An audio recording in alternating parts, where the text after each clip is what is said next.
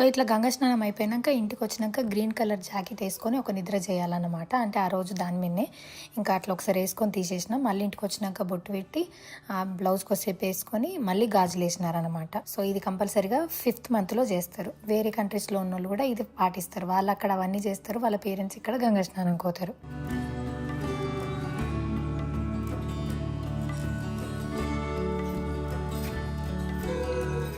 దాని తర్వాత ఈమె మా వదిన, మా అన్న, మా వదిన అనమాట. సో వీళ్ళు శ్రీమంతంకి రాలేకపోయినారు. అందుకోసమని ఇంకా నెక్స్ట్ డే వచ్చేసి గాజులు, స్వీట్ ఇవన్నీ తీసుకొచ్చి 2 జాకెట్ బట్టలు ఇవన్నీ తీసుకొచ్చేసి నా ఒడి నింపుతున్నారనమాట.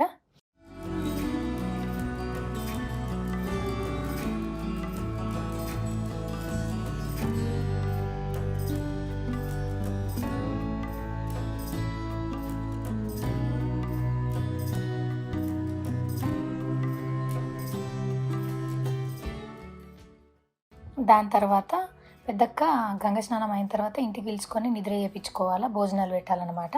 సో పెద్దక్క చిన్నక్క ఇద్దరు కలిపి పెద్దక్కనే భోజనం పెట్టిందనమాట. అక్క కూడా వచ్చి చూసుకునేది కానీ అక్కకు పని ఉండి రాలేకపోయింది. సో ఇద్దరు కలిసి నాకు భోజనం పెట్టి నాకు మా ఆయనకు ఒక నిద్ర చేయించినట్టుగా జస్ట్ అట్లా ఒరిగి ఇక ఇంటికి వచ్చేసినాం మేము హైదరాబాద్కి.